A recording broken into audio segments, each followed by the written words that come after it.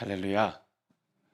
주일 아침 여러분과 함께 예배드리게 돼서 너무나 기쁘고 감사합니다. 어, 할렐루야가 무슨 뜻인지 아세요? 교회에서 그냥 쓰는 인사말인가요? 우리 그렇게 생각할 때가 종종 있지 않습니까? 어, 뜻은 알고 해야죠. 인사를 하더라도. 여호와를 찬양하라 그런 뜻이잖아요. 하나님을 찬양합니다. 하나님 예배합니다. 그런 뜻으로 우리가 할렐루야 하고 인사하는 거거든요. 그래서 주일날 만나서 여러분들 함께 예배할 수 있게 되니까 하나님을 찬양하고 싶고 하나님께 영광 돌리고 싶습니다. 할렐루야. 할렐루야. 네. 여러분 오늘 어제 만나 뵌 분들도 계시고 오늘 처음 뵙는 분도 계신데요. 저는 연합감리교회 한인총회 선교총무로 섬기고 있는 류계환 목사이고요. 기쁨의 언덕으로라는 말씀 묵상집을 저희 한인연합감리교회가 함께 만들고 또 사용하는 교회들이 꽤 있는데 그 말씀 묵상집 편집인을 처음 시작할 때 13년 전에 제가 했었는데 중간에 또 다른 분들이 하시다가 제가 선교 총무 사역을 시작하면서 다시 지난 5년간 하고 있습니다. 말씀 묵상에 대한 특별한 소명이 있어서 시작했던 게 아니었고요. 말씀 묵상을 잘 못하는 사람이어서 말씀 묵상을 어떻게 좀 한번 잘 해볼까 고민하고 씨름하다가 말씀 묵상집을 책을 만들려고 했었던 게 아니라 성경 읽는 플랜을 리딩 플랜을 짜다가 저희가 시작하게 됐는데 그 가운데서 저 나름대로 말씀 묵상에 대한 갈급함이 생기기도 하고요. 또 실패도 경험하고 또 실망할 때도 있었는데 그 가운데서 하나님께서 제게 주신 은혜들이 있어서 오늘 이 아침 여러분과 잠깐 나누길 원합니다. 우리 잠시 다시 한번 기도하겠습니다. 주의 성령께서 우리 가운데 오셔서 우리의 마음을 열어 주옵소서. 말씀이 나뉘어지는 이 시간 우리에게 주신 주의 음성이 우리의 몸과 영혼을 새롭게 하는 생명 되게 하옵소서. 부족한 종을 주의 제단에 세우셨으니 사람의 것은 감추시고 오직 아버지의 말씀만 나뉘게 하옵소서. 오늘 주신 말씀과 우리 마음의 묵상이 온전히 여호와 하나님의 것 되게 하옵소서. 예수 그리스도의 이름으로 기도드립니다. 아멘. 오늘 말씀 제목이 뭐죠? 네, 복 있는 사람. 여러분이 복 있는 사람이라고 믿으십니까? 무슨 복을 받으셨어요? 네. 갑자기 이유를 물어보니까 무슨 복을 받으셨어요? 대답. 찬양할 수 있는 복을 받으셨어요? 네, 아멘. 네, 또 어떤 복을 받으셨어요? 복 받은 게 별로 없으세요? 제가 오면서 보니까 그린빌이라는 동네가 참 아름다운 곳인 것 같아요. 추레일 수요 산책을 시작하신다고 그래서 저는 수요 산책이 그냥 이름만 그렇고 교회 모여서 성경 공부하는 건 줄 알았더니 진짜로 산책을 하시는 것 같아요. 네, 그런 추레일들 우리가 함께 방문하고 함께 자연을 누릴 수 있는 그런 귀한 공동체를 주신 하나님께 감사드리고요. 여러분 그 우리 신규성 목사님이 얼마나 귀한 분인지 잘 모르시죠? 네. 아무튼 제가 확실하게 말씀드릴 수 있는 것은 제가 아는 목사님 중에서 저렇게 진실한 사람을 만나기가 쉽지 않습니다. 이 시대에 이런 귀한 목사님 만나게 된 복을 받으신 것을 믿으시기 바랍니다. 믿으라고 강요하는 것 같긴 한데 이미 다 아시겠지만 신 목사님 정말 신실한 정말 하나님 말씀을 가슴에 품고 살려고 씨름하는 귀한 목사님이십니다. 이 시대에 그런 목사님과 함께 신앙생활한 여러분이 참 부럽습니다. 저는. 그래서 감사하고요. 또 그런 복을 누리고 있는 여러분 뵈니까 요즘은요 마스크를 쓰고 있어서 사람들의 얼굴을 다 볼 수가 없어요. 그랬더니 한국에서는 마스크 미인이라고 부르더라고요. 마스크를 쓰고 있었더니 전부 다 미인 같아졌다고. 그런데 나이를 추정할 수가 없는 것이 우리에게 큰 복이 되는 것 같아요. 이 시기에. 어떤 때는 그 마스크 쓰고 다니는 기간 동안에 화장품이 많이 안 팔려서 큰 문제였다고 그러는데 그 시기에 성형외과 의사들은 돈을 많이 벌었어요. 또 그래서 우리들이 생각할 때 무언가를 잃어버린 것 같지만 사실은 무언가를 얻는 시기이기도 합니다. 코비드 기간 동안에 참 힘들고 어려운 시간을 우리가 많이 지냈잖아요. 하지만 그 시간 동안에 내가 살기 위해서 하나님의 말씀이 얼마나 소중한지 그 말씀 안으로 말씀 속으로 깊이 들어가야 한다고 하는 그런 갈급함이 우리에게 또 생겼던 것 같아요. 지난 3년 정도 우리 신 목사님께서 성경을 함께 읽고 성경 말씀을 암송하고 성경 말씀과 씨름하려고 했었던 여러 가지 노력을 여러분 함께 하셨다고 제가 들었는데, 그 가운데 오히려 코비드라고 하는 이 시간이 하나님을 향하게 되는, 하나님만 바라게 되는, 하나님께 집중하게 되는 그런 시간이 되었기를 주의 이름으로 축원합니다. 혹시 아직 그렇지 않으셨다면 코비드의 기간을 한번 다시 되돌아보면서요, 지난 2년 동안 우리가 갇혀 있으면서 어떤 복을 받았는지 다시 한번 경험하고 또 기억해 보았으면 해요. 우리가 그냥 지나간 시절이 아니었고요, 실제로 그렇게 힘들고 어려운 시간이었지만 우리를 지키시고 우리를 보호하시고 저와 여러분의 생명을 여기까지 인도해 주신 하나님을 우리가 찬양해야 되지 않겠습니까? 지난 코비드 기간 동안에 얼마나 많은 분들이 생명을 잃고 세상을 떠나셨습니까? 근데 여기 계신 분들은 다 살아남으셨네요. 예, 여러분들 복 받으신 줄 믿으시기 바랍니다. 예, 그런 복을 받았어요. 그런데 왜 하나님께서 나를 살려주셨느냐라고 하는 질문을 해볼 필요가 있다는 거예요. 어제 말씀 묵상에 대한 말씀 제가 드리면서 하나님께서 말씀을 주신 이유가 있을 텐데, 하나님께서 나를 이곳에 오늘 인도하신 이유가 있을 텐데, 하나님께서 오늘 이곳에 나를 인도하셨다면, 하나님께서 오늘 이 복 있는 사람이라고 하는 말씀 앞에 나를 서게 하셨다면 그 말씀을 통해 하나님의 음성을 들려주신 분명한 계획이 있을 줄 믿습니다. 여러분은 그 하나님의 음성을 듣는 복을 경험하실 줄 믿습니다. 제가 특별한 메시지가 있어서가 아니고요, 이 말씀이 하나님의 말씀이기 때문에 그 말씀 앞에 우리가 서게 되고 그 말씀에 하나님의 음성을 듣겠다고 분명하게 결단하게 되면 하나님의 음성이 들려지게 될 줄로 믿습니다. 복 있는 사람이라고 하는 이 제목에서 이 복이라고 하는 글자를 저는 참 좋아합니다. 많은 분들이 한국교회 기복신앙을 비판하는 분들이 계신데, 저는 하나님을 믿으려면 복을 받는 게 정상이고 복을 기대하는 게 당연히 맞다고 생각합니다. 그런데 물론 제가 말하는 복은 세상 사람들이 원하는 복과는 분명히 차원이 달라야 된다고 저는 생각해요. 그래서 그 복이 무엇일까? 복이라는 글자를요, 한자로 써놓으면은요, 한자로 써놓으면 이 앞부분은 그 신이라는 뜻이고요, 그 다음에 입구자 위에다가 한일자를 해놓고 밭전차를 밑에다 써놨거든요. 이게 무슨 뜻이냐면, 신 앞에, 신의 입에 그 밭 위에서 나는 넘친 그 재물들을 한없이 쌓아 올려서 제사를 드리는 것이 이 복이라는 글자예요. 이게 무슨 의미냐면, 신 앞에 많은 재물을 들여서 내가 받을 것, 그것을 복이라고 하는 단어로 표현한, 그 한자의 의미를 그렇게 표현했다고 하더라고요. 그러니까 많은 사람들이 복은 신으로부터 받는다라고 하는 이해가 있었던 것 같아요. 복은 내가 만들어내는 게 아니라 분명히 하나님으로부터 받는 것이다라고 하는 의지가 있었어요. 그런 의미가 있었어요. 그런데 실제로 그 복을 우리 한글 번역에서도요, 사실 이 복 있는 사람이라고 하는 이 표현을 행복한 사람이라고 번역하기도 하고 또 복 있는 사람이라고 번역하기도 하거든요. 해피네스하고요, 블레싱하고요, 이 복이라고 하는 단어가 행복이라고 보통 우리가 얘기하는 해피네스하고 복이라고 얘기하는 이 블레싱하고 사실은 그 뜻이 전혀 다른 기원을 가지고 있어요.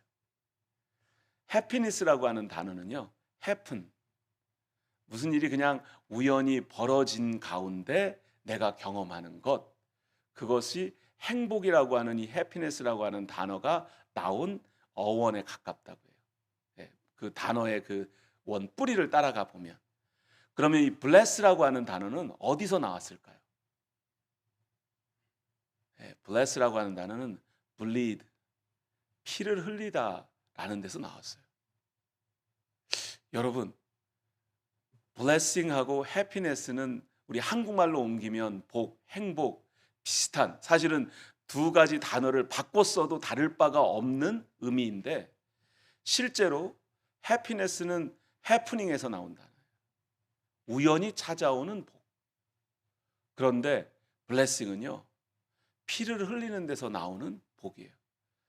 예수를 믿은 사람들은 금방 그러면 이 블레싱이 십자가의 보혈로부터 의미가 나온 것인가라고 생각할 수도 있습니다. 그런데 많은 우리 동양적인 사고를 가진 우리들은요.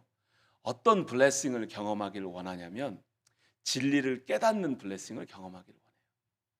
진리이신 분을 만나기를 원하는 그런 간절한 소원이 있습니다. 제가 대학 다닐 때는요. 되게 웃기는 짬뽕이었어요. 87년도에 대학에 들어갔는데 저희 학교에 우주회라는 모임이 있었어요. 이게 무슨 모임이었을까요? 비 내리면 술 마시는 모임이 우주회예요. 예, 예. 그런데 우주회는 비 내릴 때만 술을 마시잖아요. 그걸로는 너무 갈급해가지고 제가 새로운 모임을 만들었어요. 당을 만들었어요. 당. 자주 마시당. 아무 때나 모여서 술 마시는 사람들, 제 친구들이었어요. 제 주변에는 그런 친구들이 너무나 많았어요. 그래서 제가 대학 다니다가 직장 생활을 잠깐 하는데 그때 91년도, 92년도 그때 풀타임으로 직장 생활하면 제가 첫 번째 받았던 월급이 62만 5천 원 정도 됐어요.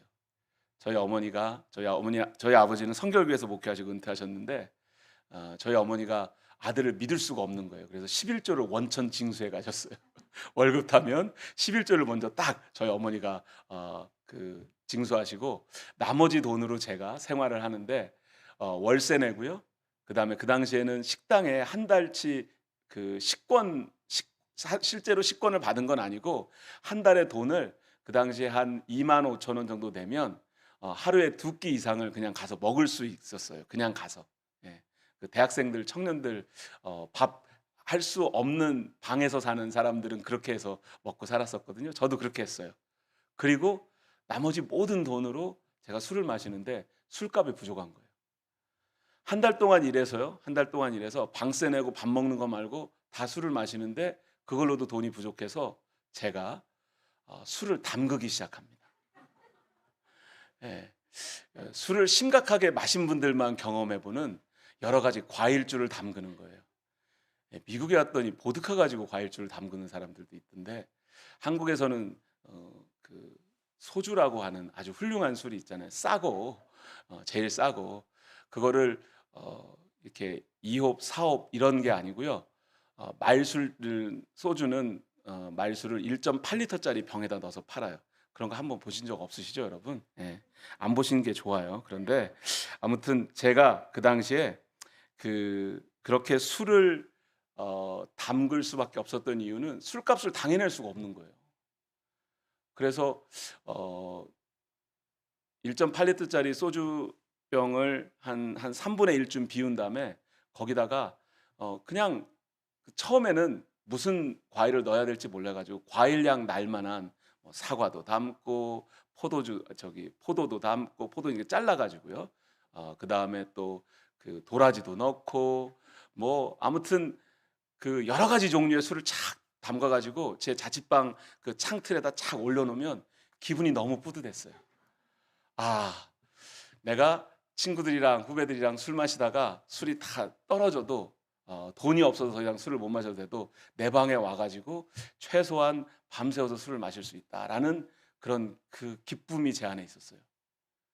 그렇게 술을 좋아하던 제가 미국에 정착 공부하러 1994년에 오게 됩니다. 그리고 정착 공부를 하려고 워싱턴 DC에 제가 가게 돼요. 조지 워싱턴 유니버시티에서 미국 정부론 공부하려고 제가 어드미션 받고 그곳에 가서 교수님하고 대학원 과정이니 석사 과정이니까 미리 만나 가지고 장학금 좀 더 주세요. 뭐 이렇게 교수님한테 좀 떼도 쓰고 그리고 이제 공부할 계획도 세우고 그러고 있던 그해 여름에 5월에 제가 주일마다 교회 가서 뭐 그 당시에도 여전히 막 청년들하고 어울려서 술 마시고 제가 그럴 때였는데 미국에 와서도요. 어 이상하게 하나님께서 저를 부르신다는 그런 음성을 자꾸 듣게 되는 거예요. 목사님은 주일 설교를 그냥 평범한 말씀을 그 당시에 창세기 강해를 하고 계셨는데 저는 하나님께서 저를 부르신다고 하는 부르심의 음성을 자꾸 들어요. 그 담임 목사님이 저희 아버지하고 연배가 비슷한 분이었는데 그때 교회 건축을 하고 계실 때고 참 힘들 때셔서 제가 주중에 아직 대학원 과정 정식으로 시작하기 전이니까 교회 가서 이것저것 도와드리고 그럴 때였거든요. 그래서 목사님께 하루는 "목사님 왜 자꾸 요즘 주일에 저를 보고 다른 말씀을 전하세요?" 제가 그랬어요. 그래서 "왜?" 그랬더니 "아니 자꾸 저한테 하나님이 너를 부르고 계시다. 그 부르심에 응답해야 된다. 그런 말씀을 자꾸 주시는 것 같은데요." 그랬더니 "내가 언제?" 그러시는 거예요. 목사님은 그런 적이 없으시다는 거예요. 그런 의미로 그런 의도를 가지고 그 말씀을 전달하지 않았는데 듣는 저는 자꾸 하나님께서 저를 부르신다는 음성을 듣고 있었어요. 목사님께서 저한테 "나는 절대 그런 적이 없다. 그러니 기도해 보라." 그러시더라고요. 예. "나는 그런 적이 없으니 나는 너를 부른 적이 없으니 혹시 하나님께서 너를 부르신다면 네가 기도해 봐야 되지 않겠니?" 라고 막 목사님 말씀하셨어요. 그래서 그때부터 제가 기도를 해요. 기도를 하는데 저는 저희 아버지가 평생 목회하셨기 때문에 교회 사택에서 태어나서 교회 사택에서 자라고 교회 사택에서 사는 게 제일 싫은 사람이었어요. 저희 아버지가 시골 교회에서 11년 목회하시고 그곳에서 두 번 건축하셨거든요. 그리고 또 전주로 교회를 개척을 나오셨는데 저희 다섯 식구가 아 예배를 드리던 첫 예배를 드렸던 교회였어요. 저희 삼 남매하고 저희 어머니 아버지하고. 그러니까 개척 멤버가 아무도 없는 교회 개척을 시작하신 거예요. 예. 그때가 1979년이었나 그랬을 거예요. 아 아니 79년 맞는 것 같아요. 예.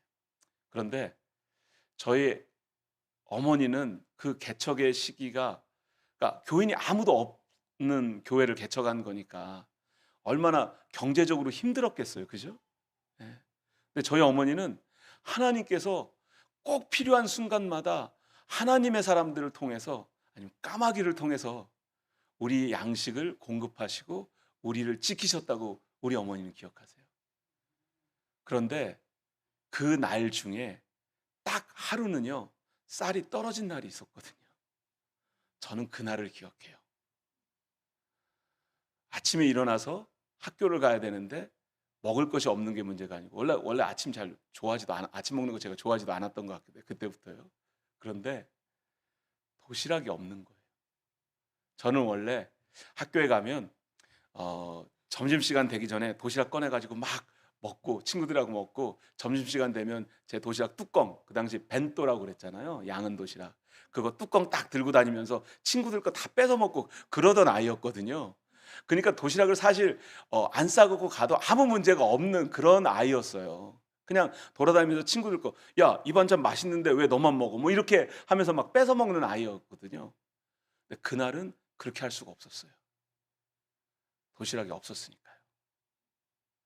그래서 그날 제가 점심시간에 어떻게 해야 될지를 잘 몰라서 왜 대한민국 국민학교는 그 당시에 꼭 그 수도꼭지 있는 그 세수대가 학교 건물하고 그 정반대편에 있었는지 이해를 할 수가 없어요. 학생들이 많이 있는 그 건물 앞에다가 그 세워 만들어야 되는 거 아니에요? 근데 꼭 반대편에 있고요. 그 반대편까지 뛰어가는 그 장면이 지금도 제가 직접 그 달려가던 그 운동장에 그 먼지 날리던 그 장면이 지금도 떠올라요. 꼭 영화 한 장면처럼요. 부끄럽고 창피하고 그리고 그날 제가 결심했거든요. '나는 처자식 굶기는 목사는 절대 안 된다.' 그런 제가 왜 목사가 되고 싶겠어요. 그날 개수대까지 막 뛰어가 가지고요. 수도꼭지를 틀어 놓고 물을 배 터지게 마셨어요, 제가. 그리고 돌아오면서 하늘을 보면서 '얼마나 하나님을 원망했는지 몰라요. 그런데 제 동생은 신학교에 넣어 놓고요. 제가 미국으로 유학을 왔거든요, 정치학 공부하려고. 그러니까 저는 제 할 도리를 부모님 앞에서나 하나님 앞에서 다 했다고 생각하고 이제 나는 내 인생의 꿈을 펼치면 된다고 미국에 온 거예요. 그게 하나님께서 저를 향한 계획이라고 저는 믿었어요. 그리고 진리를 찾는 열심이 있으면 진리를 만날 수 있다고 생각했어요. 하나님 앞에 기도하고 씨름했어요. 하나님, 정말 하나님이 저를 부르셨다면 제 귀에 하나님의 음성을 들려주세요. 하나님께서 제 귀에 음성을 들려주지 않으시면 저는 절대 하나님의 부르심에 응답할 수 없습니다. 순종할 수 없습니다. 하나님이 응답하셨을까요? 안 하셨을까요? 예, 응답하셨으니까 여기 와 있겠죠. 제가 목사가 됐겠죠. 예, 그렇게 목사를 안 하겠다고, 목회를 안 하겠다고 결심하고 다짐했던 제가. 예, 그런데 하나님께서는 제가 원하는 방법으로 응답하지 않으셨어요. 제가 금식하면서 기도했거든요. 5월 말경에 여름방학 하자마자 그 이웃하고 청년들하고 같이 수련회를 제가 섬기던 교회에서 갔었는데 그때 수련회 기간 동안 3박 4일 동안 청년들하고 유스들이 수련회 여름 수련회 갔으니까 얼마나 교회에서 먹을 걸 많이 준비해 와 가지고 잘 먹였겠어요. 저는 그 와중에 금식을 한 거예요. 진짜 무식하죠. 아니 정말 뭐 사내진미까지는 아니지만 너무너무 맛있는 음식을 몇 끼니 막 준비해 주셨는데 저는 그걸 안 먹고 금식을 하고 있는 거예요. 3박 4일 동안 금식하면서 저 그게 마지막 금식이라고 생각하면서 금식 기도를 하는데 그것도 마지막 금식이라고 생각한 것도 너무 웃기죠. 이제 금식의 시작일 뿐인데. 문제 만날 때마다 금식하니까요. 그런데 아무튼 3박 4일 금식 기도하는데 하나님께 똑같이 기도했어요, 제가. 앞에 있는 기도하고. 하나님, 하나님께서 저를 정말 부르셨다면 제 귀에 하나님의 음성을 들려주세요. 그러면 제가 순종하고 가겠습니다. 죽기 살기로 사흘을 굶어가면서 기도를 하는데 하나님이 응답하지 않으시는 거예요. 3박 4일 일정이 다 끝나는 마지막 날 밤 비가 내려서 바깥에서 원래 하기로 했던 캠프파이어를 못하고 청년들은 먼저 일정이 끝났는데 유스 중고등부 아이들은 아직 기도를 하고 있었어요. 그래서 청년들만 먼저 돌아가서 할 수가 없잖아요. 들어가서 잠잘 수 없잖아요. 뒤에서 청년들이 우리 동생들 위해서 같이 기도해 주자고 그래서 기도하는데 갑자기 하나님께서 저를 바깥으로 인도하세요. 그 진흙탕 밭을 뭐 한 100m까지는 아니고 한 50m 정도 되려나요? 100피트 정도 되려나요? 한 3, 40m 이렇게 걸어서 갔더니 나무가 한 그루 있는데 그곳에서 그 나무 밑에서 무릎 꿇고 제가 기도를 합니다. 근데 제 기도가 바뀌었어요. 바뀔 수밖에 없었던 이유는요. 제 눈앞에 제가 어렸을 때 지은 죄들이 보여지는 거예요. 제 여동생하고 저하고 2살 차이거든요. 그러니까 제가 저 여동생이 뭐 1살 되기 좀 전에 정말 베이비 갓난쟁이였을 때는 제가 만으로 한 2살 반이나 3살 조금 되기 전 그때쯤이었을 거예요. 제가 무슨 일을 했는지 제가 어떻게 기억하겠어요. 근데 첫째고 제 여동생이 둘째니까 제가 질투를 했겠죠. 그죠? 예. 그러면 어때요? 그 오빠가 동생 태어난 다음에 질투하고 그러면 괜히 이렇게 동생을 건드리고 제가 발길질을 했었던 모양이에요. 동생이 미워서. 엄마 아빠가 다 동생만 보고 있으니까. 저는 제가 그런 행동을 했었다는 것 자체를 기억을 하지도 못하고 있었는데 그 장면이 먼저 보여지는 거예요. 그뿐만이 아니고요. 그 뒤로 아버지 주머니에서 동전 훔쳐 가지고 사탕 사 먹은 일, 학교에서 성적이 잘 안 나오는데 성적표 긁어 가지고 고쳐 가지고 아버지한테 갖고 갔던 일.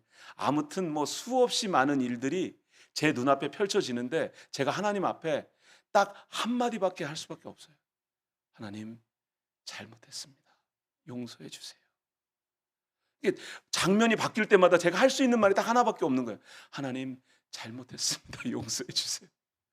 또 다른 장면, 하나님 잘못했습니다. 용서해 주세요. 1시간도 넘게 제가 하나님 앞에 잘못했습니다. 용서해 주세요. 잘못했습니다. 용서해 주세요. 한 1시간 반 막 그렇게 제가 그렇게 기도했던 것 같아요.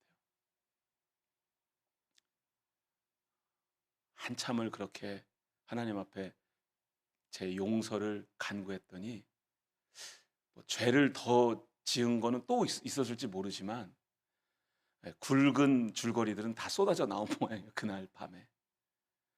그러니까 더 보이지도 않고 뭐 제 마음도 그냥 속이 후련하다고 해야 되나? 뭐 좀 마음이 좀 헛헛하다고 해야 되나? 마음이 다 빈 것 같기도 하고 그런 마음의 상태에 이르렀는데 그때 하나님께서 제 가슴에 말씀하세요. 근데 하나님은요 유머 감각이 있으신 분이세요. 제가 그때 영어로 공부하는 것 때문에 스트레스를 많이 받을 때였는데 영어로 말씀하셨어요. You know what you need to do. 딱 이렇게 말씀하셨어요.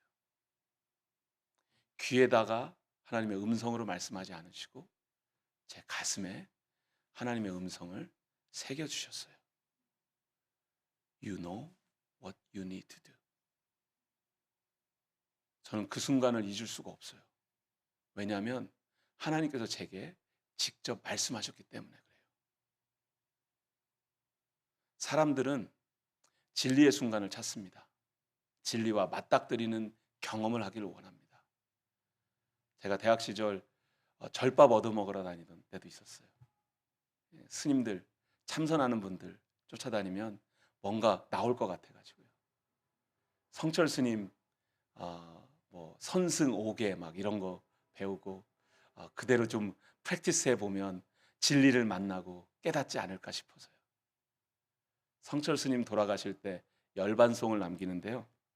성철 스님 그 열반송의 첫 번째 구절이 생평기광 남녀군이라는 표현이 나와요. 무슨 뜻이냐면 일평생 남녀 무리를 속여 미치게 했으니 라는 의미예요.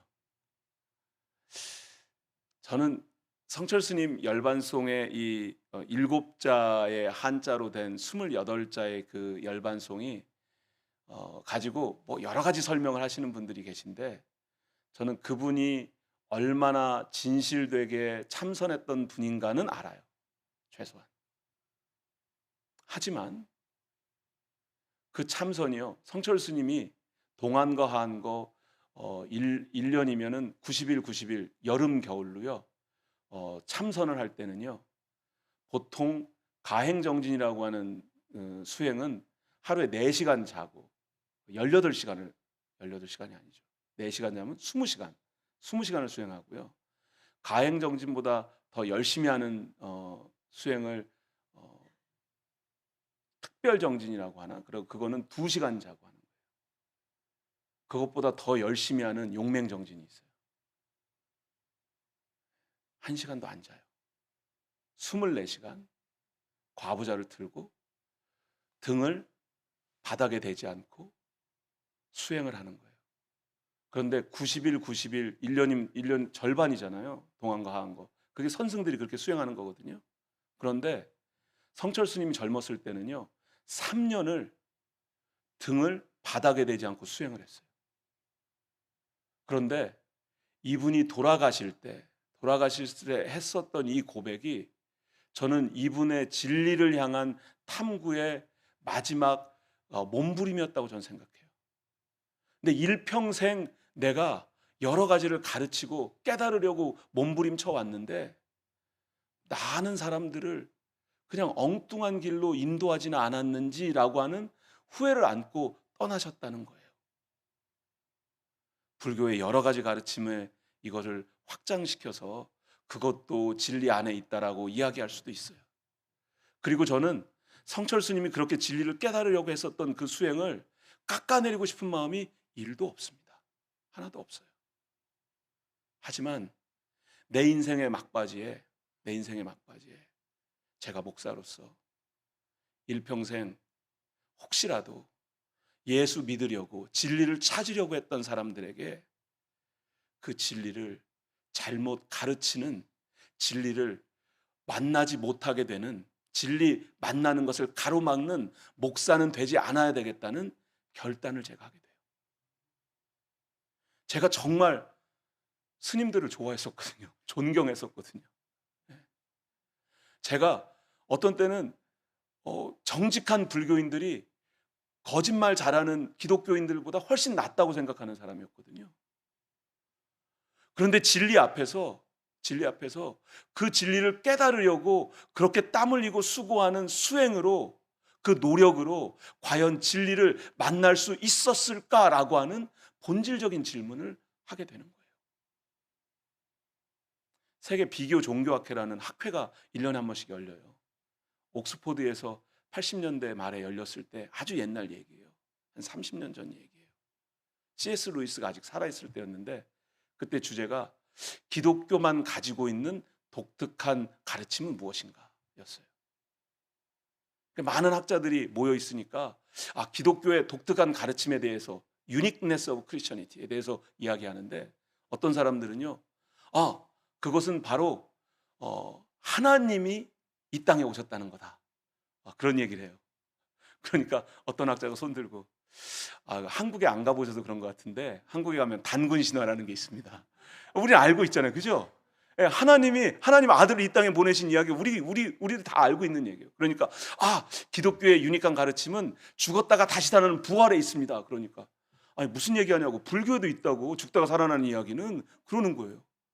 그럼 기독교만 가지고 있는, 정말 기독교에서 가르치는 진리의 가르침, 기독교만 가지고 있는 유니크네스가 뭡니까? 라고 질문하니까 C.S. 루이스가 손을 들고 그때 한마디를 해요. 다른 종교에 없는 기독교의 유일한 가르침은 은혜입니다. 은혜는 자격 없는 우리에게 주신 하나님의 선물입니다. 라고 이야기해요. 세상의 모든 종교들은 열심히 착한 일을 해야 구원받는다고 가르칩니다. 그게 나쁜 게 아닙니다. 저는 그게 나쁘다고 생각하지 않아요.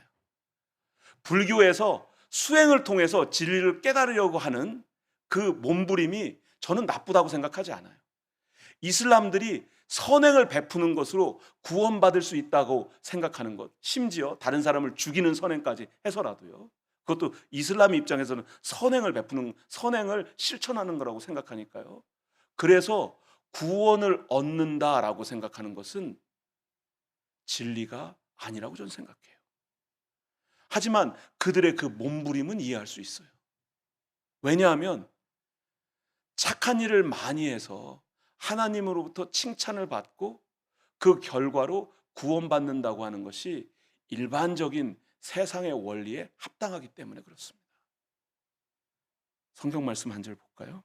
에베소서 2장 8절 9절 말씀입니다. 함께 읽죠. 시작.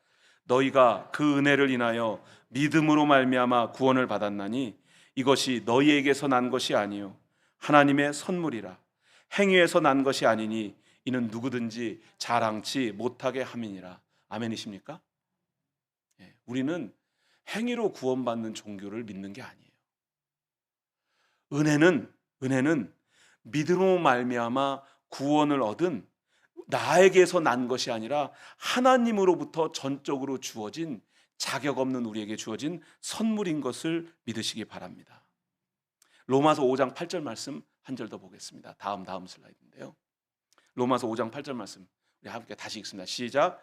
우리가 아직 죄인 되었을 때 그리스도께서 우리를 위하여 죽으심으로 하나님께서 우리에 대한 자기의 사랑을 확증하셨느니라. 아멘이십니까? 우리가 아직 죄인이었을 때예요. 이게 전제가. 그러니까 기독교만 가지고 있는 분명한 가르침이 바로 여기 있어요.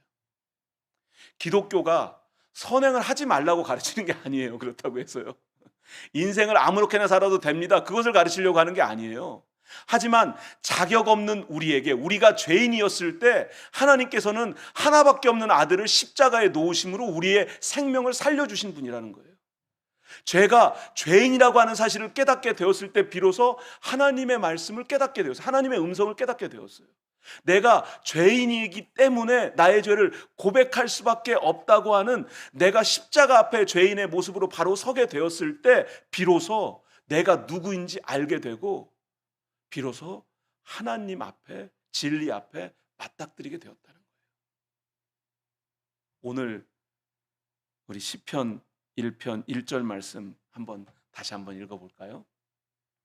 복 있는 사람은, 여기요, 시작. 복 있는 사람은 악인들의 꾀를 따르지 아니하며 죄인들의 길에 서지 아니하며 오만한 자들의 자리에 앉지 아니하고. 아멘이십니까? 복 있는 사람은요, 복 있는 사람은 어떤 사람이냐면, 먼저 은혜와 사랑이 먼저예요. 이 복 안에 그게 다 담겨져 있어요. 그죠? 예. 그런데 복 있는 사람은 어떻게 해요? 악인들의 꾀를 따르지 아니하고 죄인들의 길에 서지 아니하며 오만한 자들의 자리에 앉지 아니하고, 이렇게 돼 있어요. 제가 아까 술 먹던 얘기 했었잖아요. 이제 술 끊는 얘기까지 들어가면 너무 복잡해져서, 제가 술을 지금은 그렇게 술 마시고 본 디자이어가 없어졌어요. 예, 제 안에. 제가 술 마시는 분을 판단하거나 정죄하지 않습니다. 왜냐하면 성경에는 술 취하지 말라 그렇게 쓰여 있거든요. 그러니까 취하지 않는 수준에서 포도주를 여러분 몸을 위해서 마시는 건 바울이 디모데에게 권했던 수준이기 때문에 저는 그게 죄가 된다고 생각하는 사람이 아니에요. 그런데 제가 술을 많이 마셔봤던 사람이니까 제가 제 과거의 모습을 알잖아요. 처음에는 사람이 술을 마셔요. 그 다음에는 어떻게 되는지 아세요? 술이 술을 마시죠. 그 다음에 어떻게 돼요? 술이 사람을 먹어버려요.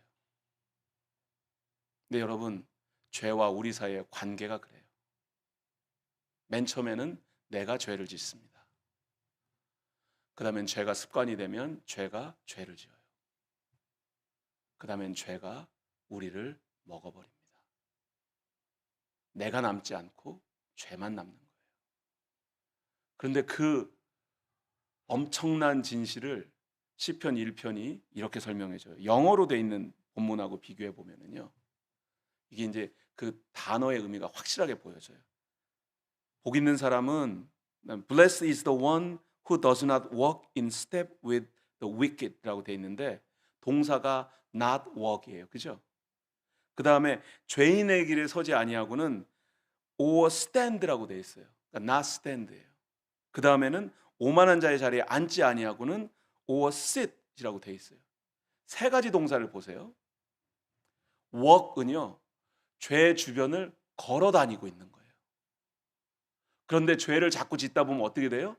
stand, 죄의 자리에 멈추어 서게 돼요. 그 죄가 반복되면 어떻게 돼요? 죄의 자리에 주저앉게 됩니다. Who does not walk or stand or sit. 악인, 죄인, 오만한 자 다 똑같은 뜻이에요. 그죠? 다 나쁜 짓 하지 말라는 거예요. 그런데 우리가 죄 주변을 어슬렁어슬렁 걸어 다니거나 그러다가 죄의 자리에 멈추어 서게 되면, 그럴 때 그 다음에는 죄의 자리에 주저앉게 되는 거예요. 복 있는 사람은 그래서 어떻게 해요? 1절 말씀 우리 다시 한번 함께 읽습니다. 시작. 복 있는 사람은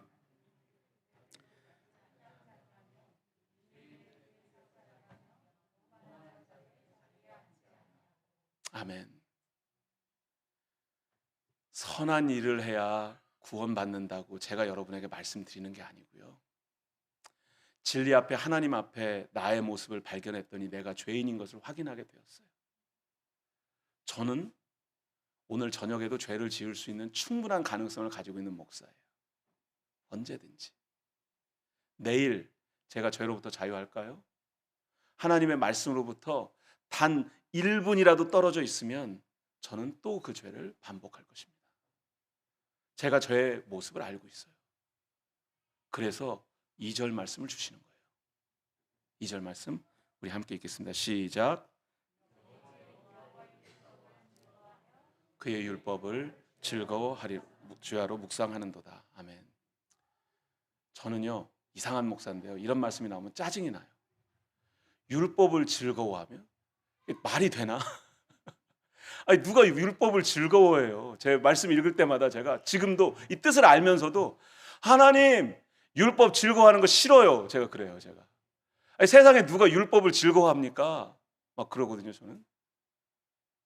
그런데 사실은 여기 있는 율법은 시편 1편이 쓰여졌을 때가 아마도 기록됐을 때가 바벨론의 포로로 끌려갔을 때라고 생각해요. 이스라엘 사람들이요.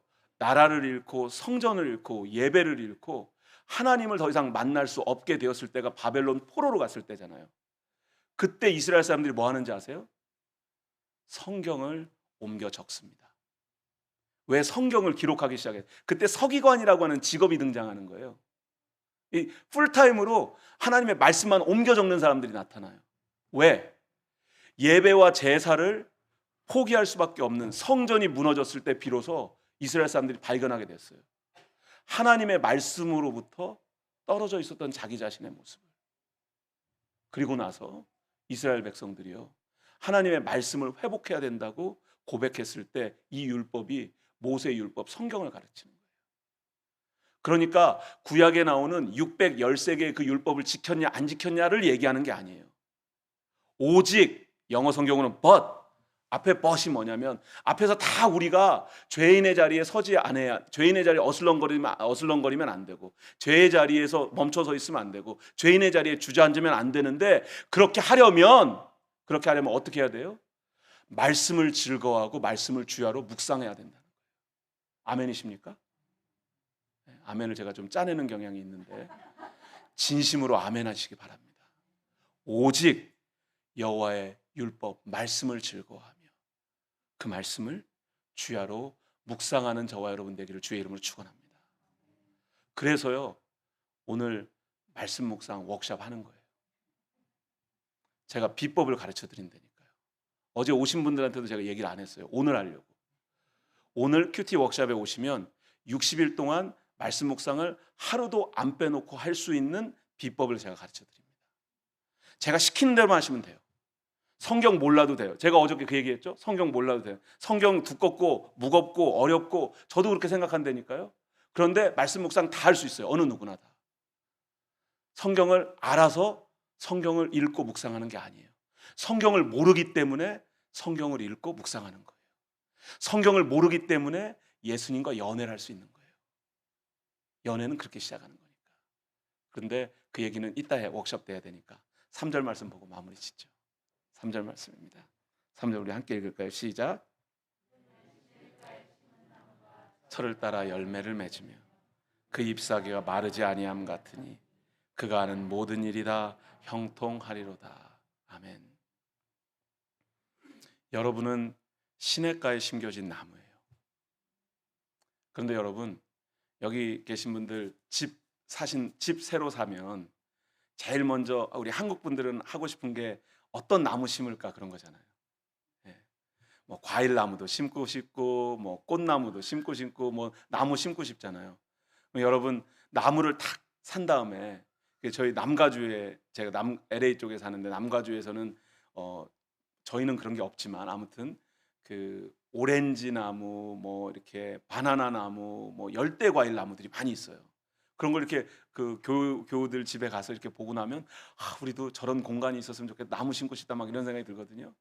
근데 집을 처음 산 분들마다 다 그런 꿈과 계획을 가지는데 그분들 중에 단 한 분도 저는 이런 사람을 못 만나봤어요. 나무한테 물어보는 거예요. 오렌지 나무야, 너는 우리 집 앞마당에 심기고 싶니? 뒷마당에 심기고 싶니? 예. 그렇게 물어보는 주인이 있다면 그 좀 이상한 분이에요. 그죠? 나무는 어디다 심어요? 주인이 원하는 곳에 심는 거예요. 주인이 원하는 곳에. 저와 여러분이 심겨지는 곳은요. 내가 원하는 곳이 아닐 수 있습니다. 그런데 여러분 생명의 주인이신 하나님이 심으시는 것을 믿으시기 바랍니다. 그린빌에 원해서 오신 분도 있고 원하지 않았는데 오신 분도 계실 수 있어요. 어떻게 내가 그린빌 한인연합검역에 오게 됐을까? 이런 질문을 하시는 분이 계실지도 몰라요. 그런데 하나님께서 여러분을 이곳에 심으셨다는 사실을 믿으시기 바랍니다. 그러면 철을 따라 열매를 맺어야 되는데 시간이 되어야 열매가 맺히는 거예요. 아무 때나 열매가 맺어지지 않아요. 시간이 되어야 돼요. 그 잎사귀가 마르지 아니함 같으니 이 동네도 나무들이, 아름드리 나무들이 곳곳에 막 동네도 있는 것 같아요. 제가 아틀란타에서 그 부교육자로 섬길 때 가장 놀라웠던 게 뭐냐면, 동네에 그냥 그 운전하고 다니면 아름드리 소나무가 이 높이가요. 이게 한 정말 한 30, 그러니까 100피트 30m 이상이 막 되는 소나무들이 막 곳곳에 그냥 자라고 있는 거예요. 그래서 한국에 있는 소나무하고 이 차원이 달라요. 너무 막 나무가 울창하고 우람하고 너무 막 부럽고 막, 미국은 정말 하나님 복 받은 땅이다, 막 제가 그렇게 느낄 정도였는데, 한 가지 문제가 있어요. 허리케인이 한번 지나가면 그 나무가 뿌리채 뽑히는 거예요. 여러분 그런 거 보신 적 있으시죠? 이 동네도 그럴 것 같아요. 예? 조지아랑 나이가 나이랜다. 그 일기가 비슷하니까요. 네. 왜 그런지 아세요, 여러분? 왜 허리케인이 불면 그 아름드리 나무들이 왜 뽑히는지 아세요? 뿌리를 깊이 내리지 못해서. 왜요? 물이 많아서요. 자주 비가 내리니까. 그러니까 이 나무의 뿌리가 깊이 내릴 이유가 없어요. 그냥 지표면에 가까이 뿌리를 내리고 있어도 물을 충분히 공급받을 수 있으니까 그렇게 아름드리 자라기는 하는데, 실제로 뿌리가 깊이 내리지가 않는 거예요. 뿌리가 깊이 내리려면 반드시 마른 때가 필요합니다.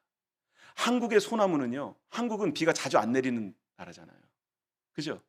겨울에 눈이 잠깐 내리지만 그 수량이 많지 않고, 여름에 장마철에나 비가 가끔 자주 내리는 것이지, 실제로 봄, 가을에 가물 때가 훨씬 더 많아요. 비가 안 올 때가 많아요.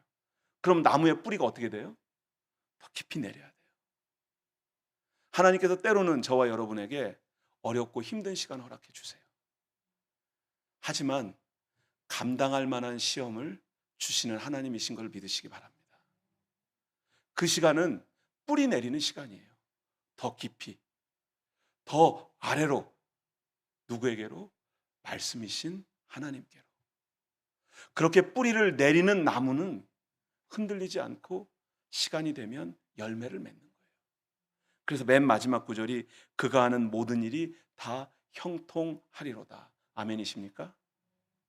형통함의 은혜는요, 문제가 없는 인생을 이야기하는 게 아닙니다. 형통함의 은혜는요, 문제 가운데서 그 문제를 넘어서는 은혜를 경험함을 이야기하는 거예요.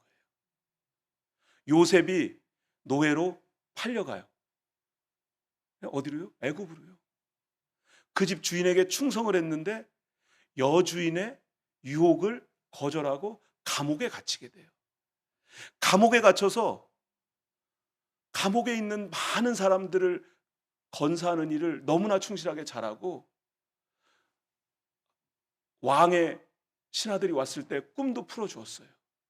그때마다, 요셉이 그렇게 어려운 시절을 당할 때마다 성경의 창세기에 보면은요, 요셉은 형통함을 경험했다고 고백하고 있어요. 제가 그 말씀을 읽을 때마다, 아니 무슨 빌어먹을 형통함이에요.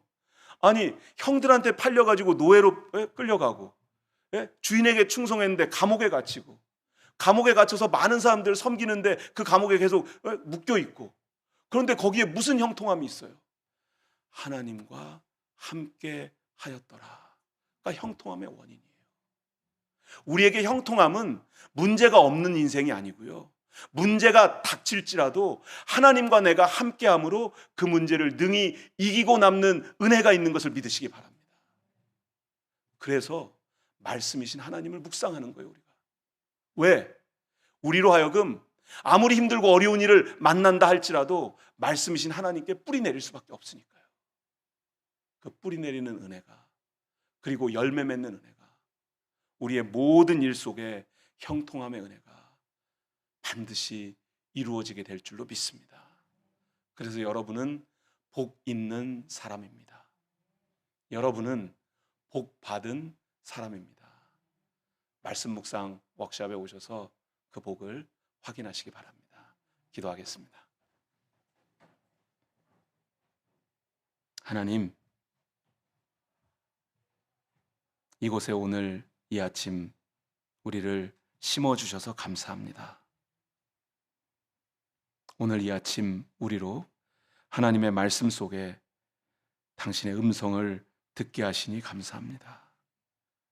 그 음성을 듣고 순종하고 그 말씀이신 주님과 진리신 예수님과 동행하는 우리가 되게 하여 주옵소서. 예수 그리스도